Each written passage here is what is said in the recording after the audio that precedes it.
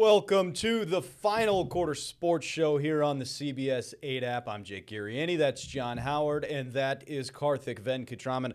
I got to start this show off with a bit of a rant, fellas. Oh, I got here a we bone go. to pick with Wasting some people. no time. I hope it's not with me. Wasting no time at all. It's probably with about half the city of San Diego because you know what? I always seem to get a lot of heat, John Howard included, for saying I'm a homer or I'm not hard enough on the San Diego Padres. You're too patient with them. How could you not be calling for their heads, getting Craig Stammen fired and Steve Asuza Jr. fired? I don't understand. And then I had to chuckle today because I'm on my way into work. And I won't name which show, but on Sports Talk Radio, we have gone from that approach to now they were discussing if they think the Padres have a real chance to win the World Series, and most of them said yes. So I would like to say, when I'm being patient, when people are being patient with a long baseball season, sometimes it works out because your home team can win 15 out of 19 and put themselves right back in playoff position. That's all I would like to say. Sometimes you don't always have to be as hard as possible on everybody when you know the roster is there, when you know it could work out, when you know you have a general manager that's going to go get pieces at the trade deadline. Sometimes it's okay to be patient, isn't it? Okay, Mr. Rose-colored glasses. What I want to know is, where was this team the first 80 to 100 games of the season? I think it's also important to ask Jake, wait, do you think this team is a World Series team, like championship contending team? Do I think that this team is as of right now? Like, can contend for the World Series. Okay, well, here's the situation. Is if you're talking about can contend for a World Series, yeah, absolutely. Because of the roster, the way it's playing, the pieces that were moved at the trade deadline, it can make a run in the postseason. I think most importantly, and this isn't going to be breaking news to anybody, it's about how you go into that postseason. We've seen it many times. The Nationals are used as a great example. The 90s Reds. There are teams that are used a lot to go, hey, look, they weren't the best team in baseball, but then they had momentum going into the postseason, and they made it happen. Okay, John, let me cue you back up now. Where was this team the whole season? Continue. Well, and to your point, Karthik, the way the team is playing right now, you win 15 of the last 19. If the last 3 weeks had been the playoffs, then yeah, Padres would be in the World Series, possibly winning. Of course, they'd be playing against other teams than the teams they've just played. But if the Padres continue to play the way they're playing now, they're going to be the team that no one wants to face in the postseason. They're just playing really good baseball right now. The offense has finally woken up. The big question is, can they sustain it for another month and a half and into the postseason? Both offensively and pitching-wise. It'll be very intriguing to see. Fangraphs a month ago had them with a 7% chance of making the playoffs. Today, they show a 61% chance of making the playoffs. Lesson learned. There's a chance. So I'm saying there's a chance. Oh, my goodness. And lesson learned, I should have put some good money on the Padres a month ago when they had a 7% chance. The bookies were probably giving pretty good odds at that point. They didn't watch 2024. Okay, listen, man. I'm glad just off the start of the show that I'm not one of the people that Jake Giriani had to come out and attack today, because I was one of the people also patient with this team.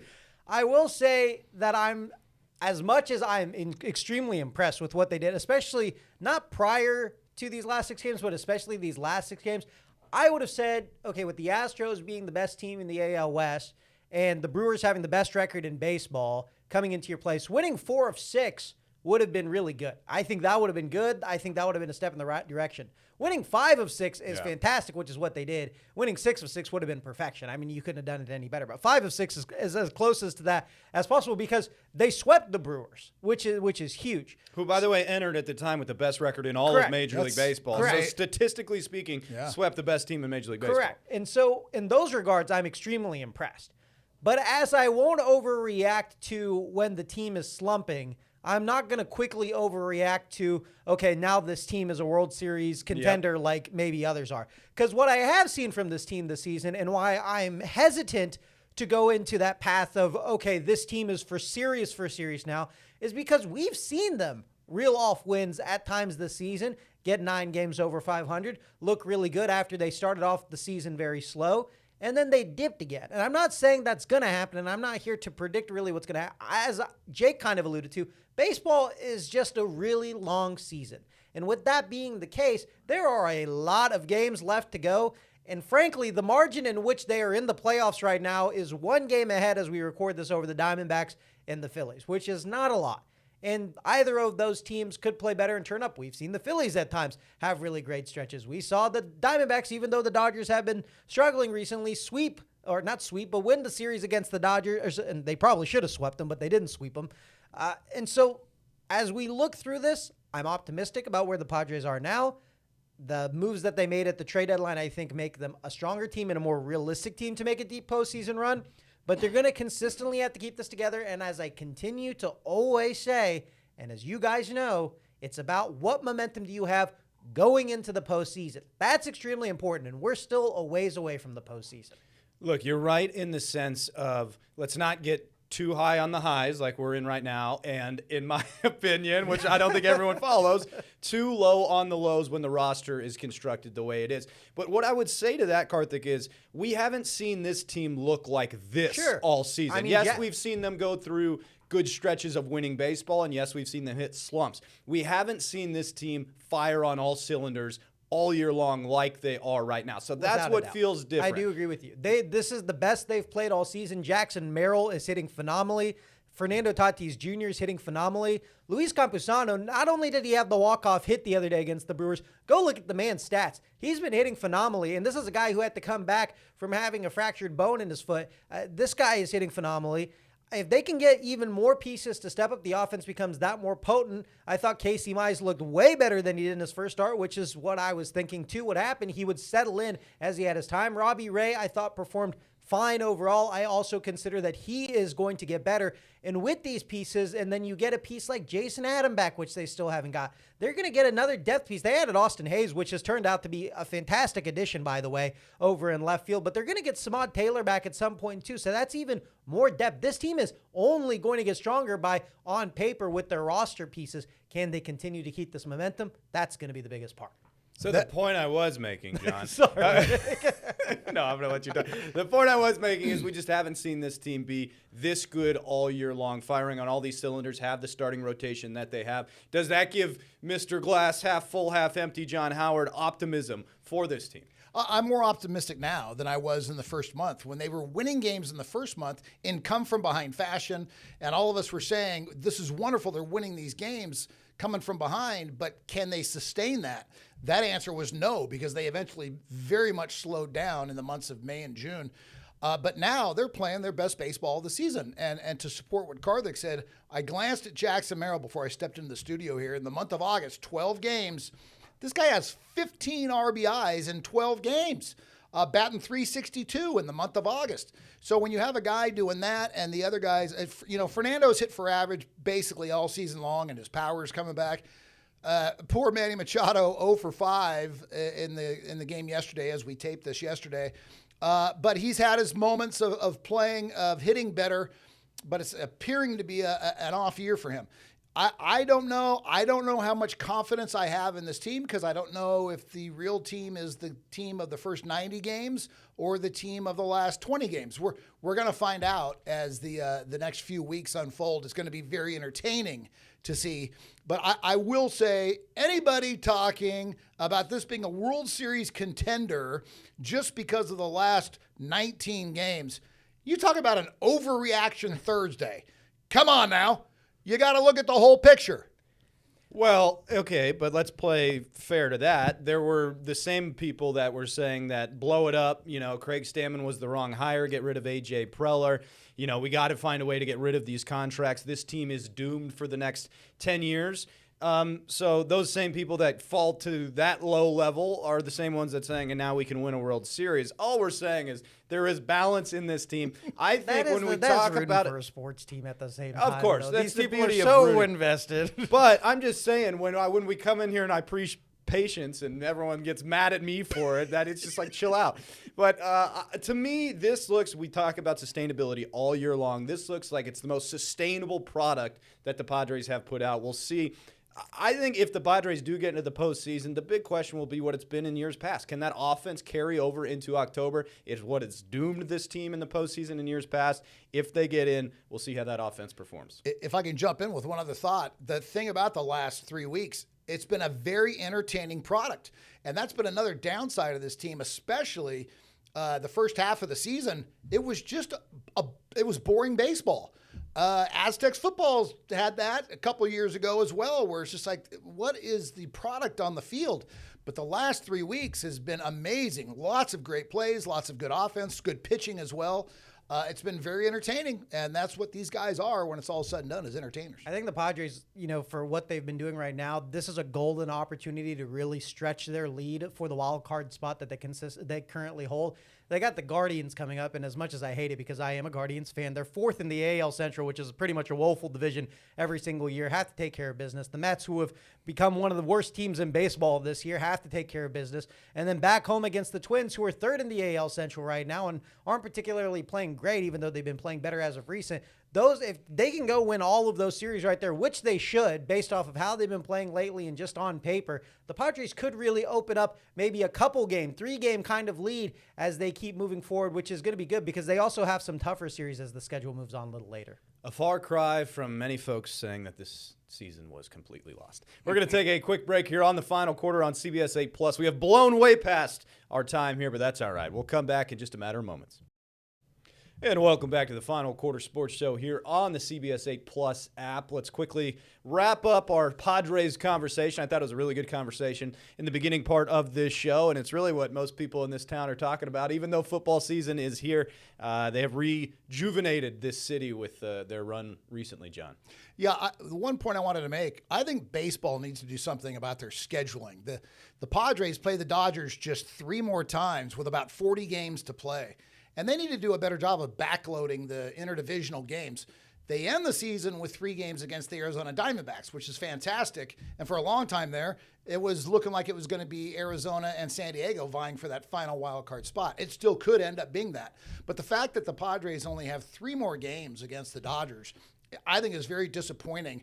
And they need to, front load more of the conference games and backload more of the interdivisional games. I mean, it is interesting. I'm looking at their schedule. 13 of their 16 final games are against NL West opponents. But I just think like that late in the year when it started to pull away, like 4 of those are against the Rockies and 3 against the Giants. And then you have 3 against Arizona, 3 against LA that you're mentioning. So I think they tried to backload it with a lot of those NL West games. It's just hard to predict who's going to be good in most divisions. I feel like in the West, you kind of know where that's going to fall. Any final thoughts on Pods, Karthik, before we move on to? I think I've spoken my piece on the San Diego Padres. They gotta get it. They gotta get it done over the next few games again, man. What else do you want me to say? Come on now. All right, fair enough. Let's move right into football then. Where San Diego Football Club just wrapped up Leagues Cup.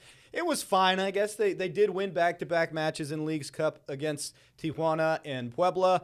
Last night, as we record, winning 3-2 against Puebla. They do not advance in Leagues Cup, and those are always tricky. We've talked about it on this show. Mikey Varas has to figure out whether he wants to, go for it in some of these tournaments or also prepare for what is really his main goal, and that would be the MLS schedule. And, of course, they don't have any easy thing here. They got to go play LAFC on Saturday up in Los Angeles, which is going to be tough. But one thing that we talked to Mikey Varas about today was Irving Chucky Lozano, who is now officially, we recorded this last week and said, it looks like he's going to be loaned out to Galaxy. He's officially been loaned out to Galaxy. Before we hear from Mikey, either of you two have thoughts on Chucky now kind of pretty much being done with San Diego FC? I think it's good that they finally moved on from him. As I said last week when we said that the rumors were out there and that deal was closing in, I think were the terms that we used.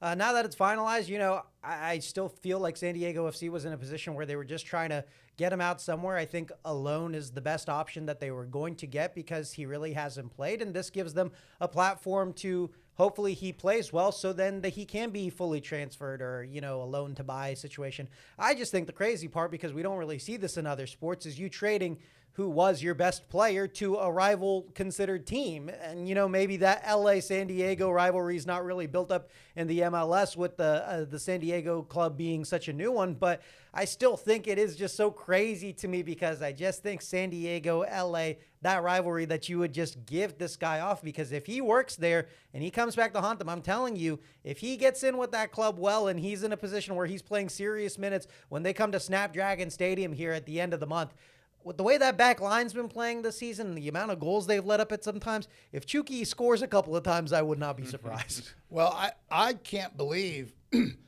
that it's taken this long for another team to pick him up unless this guy really is a problem child in the locker room. I'm not in that locker room, and I initially thought that Mikey last year leading into the postseason was kind of, not starting him during the postseason. It's like, what? He's the face of the franchise. He contributes unbelievably. And then Mikey continued that into this season, saying, hey, he doesn't have a spot on the team, and this has not been a very good season for SDFC. You're telling me they couldn't improve themselves by having having Chucky play this year? And then the Mexico national team also did not pick him up. So he must be a little bit of an issue in the locker room, maybe even more so than we originally thought. It'll be interesting to see how he contributes. I'm sure he will contribute to LA, but how much does he also become a fly in the ointment? I don't know. Right. We'll see how long that relationship lasts between Chucky Lozano and Galaxy, and I think that'll tell you a lot about the type of player and person that Chucky is. I thought Mikey actually had some interesting things to say about Chucky. Let's hear from him, because I asked him this question, and I thought the end of what Mikey had to say was interesting to me, to your point here, John. Hey, Mikey, with Chucky now on loan to Galaxy, I'm curious if you think there's kind of a further step that SDFC can take now, because obviously it had been out of sight, out of mind without him participating in practice or games, but is there now a further step that you feel this club can take with him actually out on loan? It's important to note that from the moment that leadership, from all the way to the top, from ownership and all of the club leadership, me included, decided that he would no longer be in our plans. It was quite simple that our focus was on the players that we had available, and there's been no distraction. Ultimately, we're happy that he has an opportunity to continue playing football. That's always been our goal, to help him keep his career going, because it was never anything against him personally. It's just a matter of not being the right fit for each other.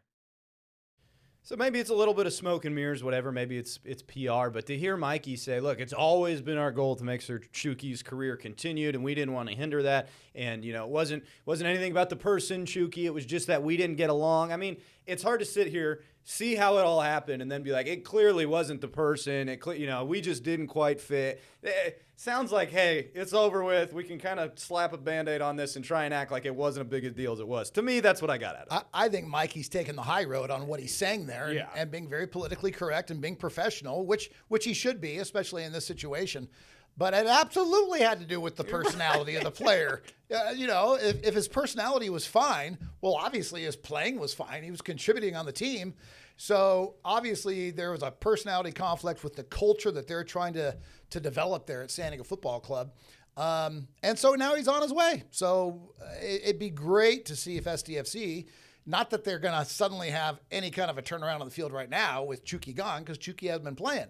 But I still think there might have been some distraction when you've got this, face of the franchise on the side of the training facility working out on his own. There's a little bit of distraction there, no matter what, I would think, for the players. I honestly don't feel like it was as big of a distraction. The reason why I say this is because last season, at the end of the seasons when all this stuff happened, this team still made it to the Western Conference Final, and they played pretty well. Yes, were they not the same team and were not as robust and as dynamic without Chucky Lozano on the field? There's no debating that. When he's on the field, it added a whole different dynamic to this football club. And the times that he did play for San Diego FC, when he came into the playoffs last season, he performed well. That's not what I'm saying. But I do think they were able to put that to the side. And it was a bigger distraction, I think, at the end of last season than it was now. Everyone's talking about it. And they still made it to the Western Conference Final. So I do think that this team has the ability to lock in. Obviously, like you guys said, it was the personality. I don't really need to go on that any further. If he was a good guy and you thought that he fit into the culture of the team, he'd been there. But obviously, San Diego FC made the decision, and it was their business decision, that culture means more than any one player. Yeah, and could he help this team scoring? Obviously. Like, that's a blanket statement that everyone knows the answer to. But Chucky isn't the one out there giving up goals in the 87th minute. Chucky's not on the back line of this current SDFC team. So you really can't be like, hey, this has been the problem, that he's not out there this year. Maybe they win a couple more matches because he scores a couple more times. But we know the story of this season. It's been the late goals surrendered. It's been goals surrendered in general. And it's really now the job of Mikey Vargas and SDFC to try and turn that around with what they have left. It starts Saturday against LAFC. And Karthik, if you want to talk about rivalries, even though it's young, it's new, it is there. Yeah, I mean, you can always feel there's a little bit extra extra tension in the air also from the fans and stuff. We want to win against the LA teams. But then again, it's another game and we need points in all the games. So yeah, right now we're just focused on one game at a time, and this is a big one. So we're going to do our best to get all the 3 points. Yeah, and 3 points really starts to become imperative, Karthik, for SDFC when they are where they are in the table, and they really need to start climbing it. Yeah, you want to talk about giving up goals in the 80th minute or later. This is a team they were up 2-0 on in the 80th minute or later and then gave up 2 goals during that span, and it ended up being a draw. Every single time San Diego FC and LAFC have played each other since San Diego FC became a club, those matches have been absolutely electric to watch. If you're not doing anything else on Saturday, you get bored of the Padres playing the Guardians and what should be a blowout game for the for the Padres, not for the Guardians. Freudian slip for the Guardian fan over there. But that match is going to be awesome. I can already tell you it's going to be awesome. The electricity, the offensive firepower from both teams in which they've played during those matches has been great. San Diego FC got to not allow those late goals again, though. Yeah, they're in 13th place on the table. They need to get to 9th place to be a wild card playoff team, and they're only 3 points, 1 win out of that 9th place spot. So season is still alive. Yeah. Maybe they'll win 15 of their next 19 like the Padres. Sure. Don't think they have 19 left. 16 games to go, 16. We'll be right back here on the final quarter on CBS 8+. And we are back one last time on the final quarter here on CBS 8+. John Howard, Karthik Venkatraman, Jake Yariani. We ended last break talking a lot of football on the pitch there. We're going to talk a little bit about everything in our final couple minutes here. Let's quickly mention the San Diego Wave because we did not get to them. A loss over the weekend on a really tough test out there in New York City, taking on Gotham 1-0. I thought the Wave played well enough, but it's almost that like on the road, really good team. 1-0 is a good performance. You really wish they could have pulled off the draw on that one because they had the big win over Washington 1-0 the other way just the weekend before. Yeah, I think Gotham is just a fantastic good squad. soccer club. That's why they're number 1 in the NWSL right now. Watching that match, Gotham just peppered them, and they have so many good players like Jordan Shaw, Rose. I could go on. Like they have got beasts on their team, and they were just peppering the Wave for so long, and the Wave never really had any good attacking opportunities the entire match. That club is really tough playing on the road, and the Wave were on the road for quite a long time there. We'll see. Coming up I think they have 3 home matches in a row. They've got some very winnable matches there with some teams that are at the bottom of the table. I think they also got the Utah Royals in there who are slotted 1 spot above them in the NWSL table as it stands right now. So, some good opportunities with a lot of matches left to go. But if they, want to win the Shield, they have a lot of work to do as they're 8 points behind in the standings as we sit here. Yeah, they do have work to go, and they've lost some spots in the standings after the All-Star break or during the international break, and they were starting to turn things around, and if they gotten the win against Gotham, it could have been a real pivoting game, but now we'll see how they respond to continue getting back up to vie for that Shield. And we got about 40 seconds left here. I want to mention Sweetwater Valley Little League because it's going on. They're 1 win away as we record. They're going to play on Friday. If they win that game against the Hawaii-based team, they are actually off to Williamsport to play in the Little League World Series. We've seen some good teams here, but shout out Sweetwater Valley. Any thoughts on them before we get out of here? I watched the whole game. They played against Hawaii. Looked very good against Hawaii. Shut them out 6-0, and Hawaii showed nerves. We'll see what happens when they play them again Friday night. I think it'd be really cool if we had a team over Williamsport because, people do turn into the Little League World Series and just put San Diego on the map one more time. One more time. Final 10 seconds. Karthik, the Titans winning the Super Bowl is what you said on our the show. run begins today as we record on this Thursday against the San Francisco 49ers for our first preseason sorry, game. gotta go. Bye. Titans, baby!